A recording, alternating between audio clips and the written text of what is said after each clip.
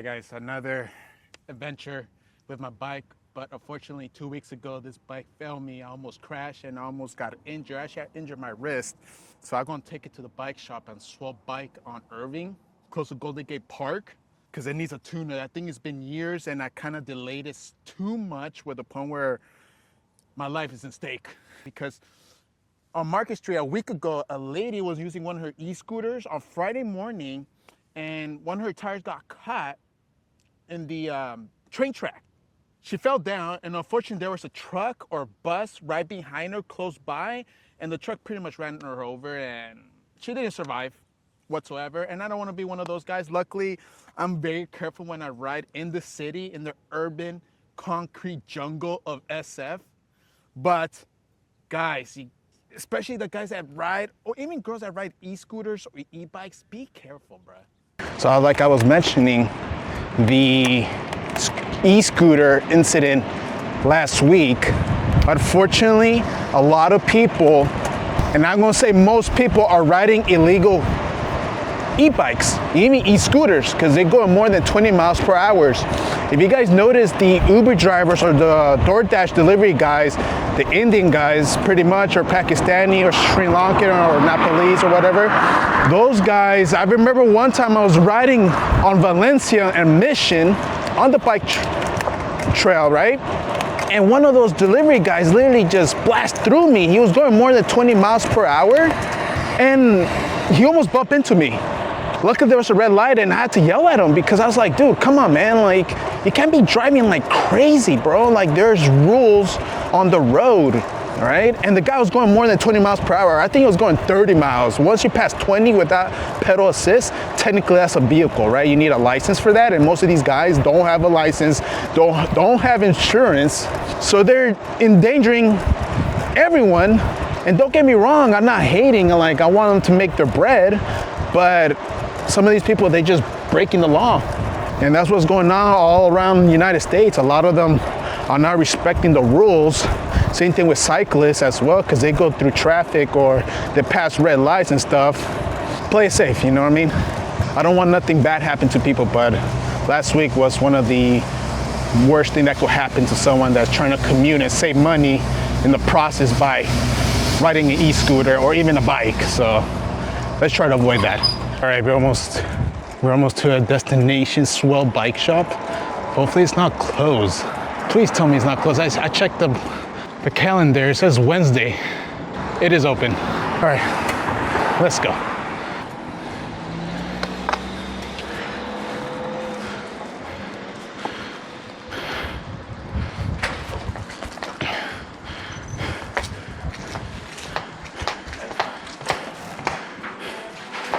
Hey, good. I had a question. I wanted to tune this up. It's been a while.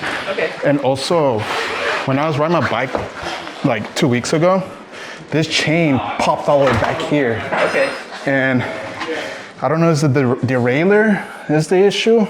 Also the wheels, I guess they're rubbing against the brake pads as well. Okay. Yeah, let me put in the stand-in assessment Yeah. to give you an estimate on how much it costs to get going. Yeah.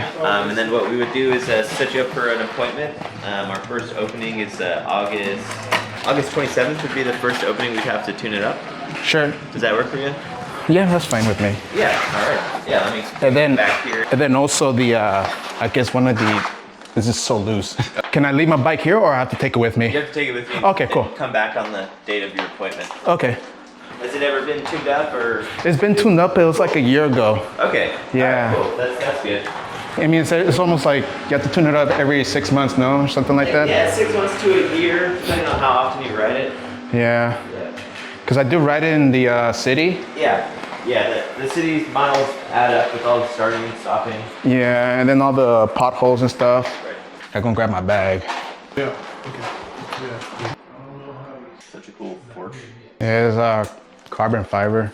Yeah, the shape is super sweet. I want to repaint it though, because there's some chips in there and I don't want water get in there, like salt water. Yeah, and that's when I have it in there, it pops off. When This one? Yeah, when I apply torque.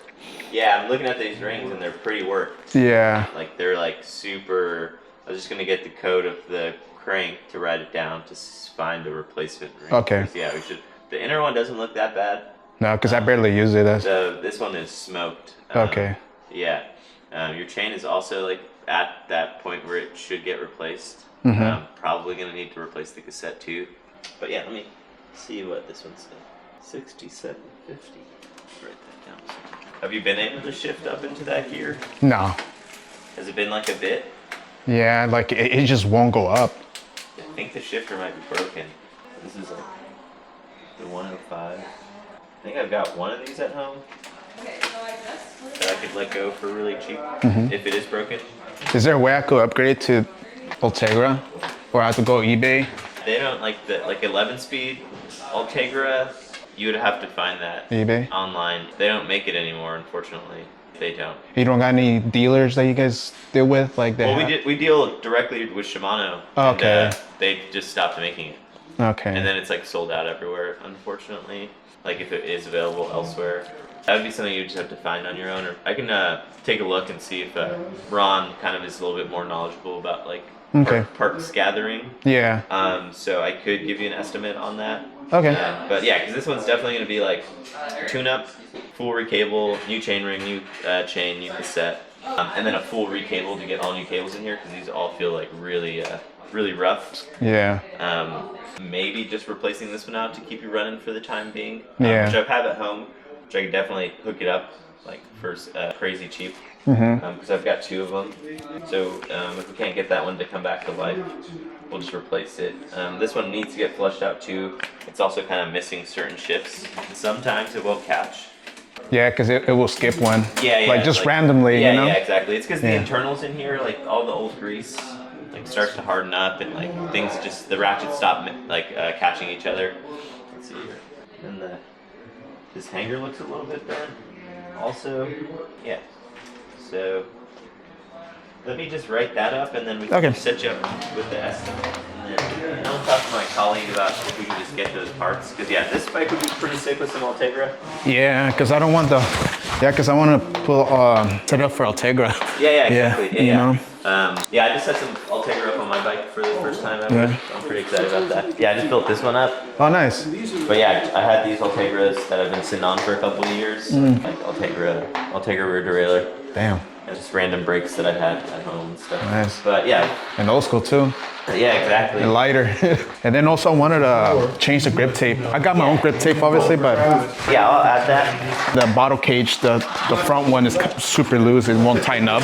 It won't tighten up even when you tighten it. We have a rib setter, so we can set that for you. Okay, cool. Where were you on your trip? I did a tour of France. Oh wow. Yeah, it was Nice. It was a lot of fun.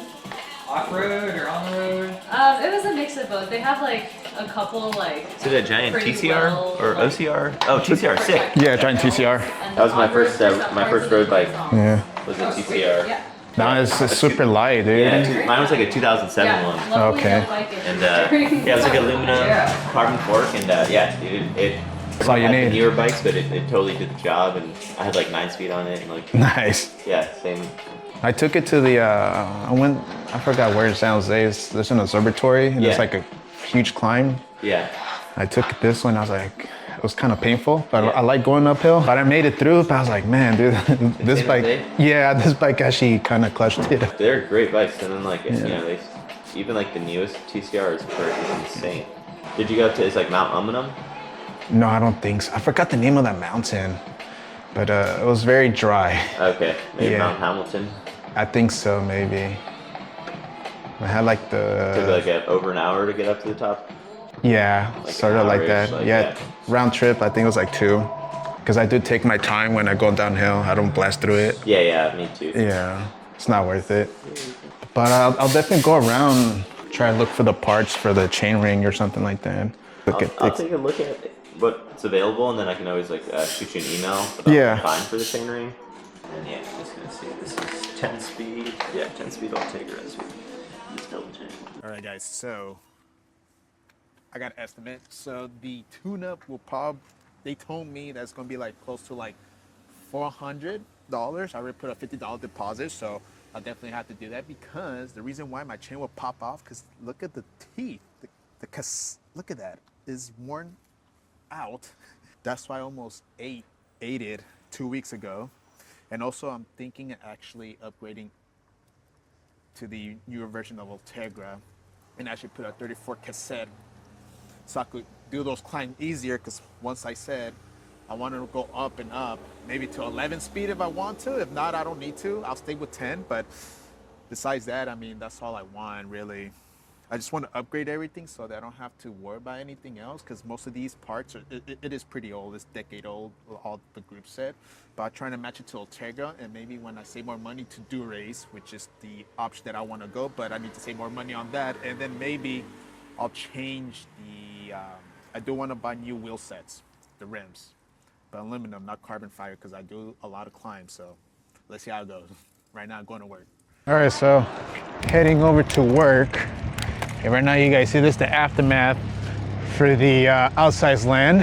And this is part of the bike detour they have, is this massive hill. Luckily, I can go up the higher gear just because my chain will come off, but it's not that bad when you have the low gear. Like I said, they say, I think this is like 28 cassette. I'm gonna do 34 just to make those climbs easier. Gonna make this bike lighter. Can you just imagine how much they cost just to like rip everything apart and ship it back where it came from? Thousands of dollars. I'll show you guys a little bit where they were playing. I never go to Outsize Land just because it's so damn expensive. And sometimes the lineup is not worth it. But who knows, maybe next year. You guys could see. Oh, you can't see nothing, but you know what? I'll show you guys on the other camera. All right, so I got the other camera, and I'm going to show you guys one of the stages. I think it was a Twin Peaks one. I don't know which one it is, but here we go. So they're taking it all off. As you guys can see, look at that big ass crane. This was part of the damn freaking stage that they played. You know what's crazy? Kind of regret not going, because Strokes was playing there. And that's one of my favorite bands of all time. But yeah, man, this is why we still got it all gated up here. All over here, actually. Just because it's gonna take a couple days just to tear the stage all apart. But you know what? Maybe next year I'll go. I'll show you guys how it is. Obviously, I won't record the music, but man, I do not want to do that job. That job is tedious, but it probably pays well. But yeah, that's a little the stage that I showed you guys that they're just constructing right now as we speak. Yeah, let's get out of here because I need to go to work. It's almost 1:30. But I tell you what, there's different ways to avoid these type of things. The thing is, people have to follow the rules, and that's a problem. A lot of people do not want to, especially cyclists or riders themselves. They think they're like top dog, especially the little kids that actually block the whole street pretty much. So many potholes here. And then my back tire is literally like, because we have little kids that literally will do like, they'll ride their little e-bikes. They look like dirt bikes to me, to be honest. And they're doing wheelies. Like literally take control of the whole road here. Or we got kids with those bikes where they're doing wheelies and they're like swerving around people, cars, and they'll hit people. And that's an issue too. You know, we have to teach the people how to ride properly. If not, people are gonna die, unfortunately. People do not want to wake up to the situation here. I mean, I try my best to follow procedure as much as I can so that I'm safe and the other person is safe, but a lot of people do not care about that whatsoever. You know, I guess the ego is the main issue here with a lot of people when it comes to safety. And I'm not gonna lie, some of the ways we could actually avoid incidents like that happened last week is that people need to follow the rules. It already took a couple lives, and I don't think it'll be worth it to take other lives. Guys, let the ego aside and just ride safely. Like, yeah, there's times where you can ride fast, but if you see a lot of pedestrians, a lot of commuters on the bike, slow it down a little bit, and I tell you what, everything's gonna be really good. Everything's gonna be fine. You're gonna still get your ride in, and you'll be living as much as you can. Because the point is that if a lot of incidents happen like this constantly, the government's gonna do something, and they're gonna make us, I don't know, they're probably gonna make me buy insurance for this bike or get a license, even though I don't ride an e-bike. With the e-bikes and e-scooters, they should have licenses, they should have insurance, because those people do drive recklessly, and they don't have helmets. at all, which is like the crazy part, bro. Because what happens if you eat it? What happens if you fall down, dude? Your brain's gonna get destroyed. You're gonna get concussions, and I don't get it from people like that that play it very foolishly, dude. Like they playing with their lives, and you only get one life, bro. Once you die, you're done. Unless you believe in reincarnation, but come on, guys. I don't think it'll be worth it. I'll see you guys later. I need to go to work right now because it's almost time. I'll see you guys on the next one. Peace.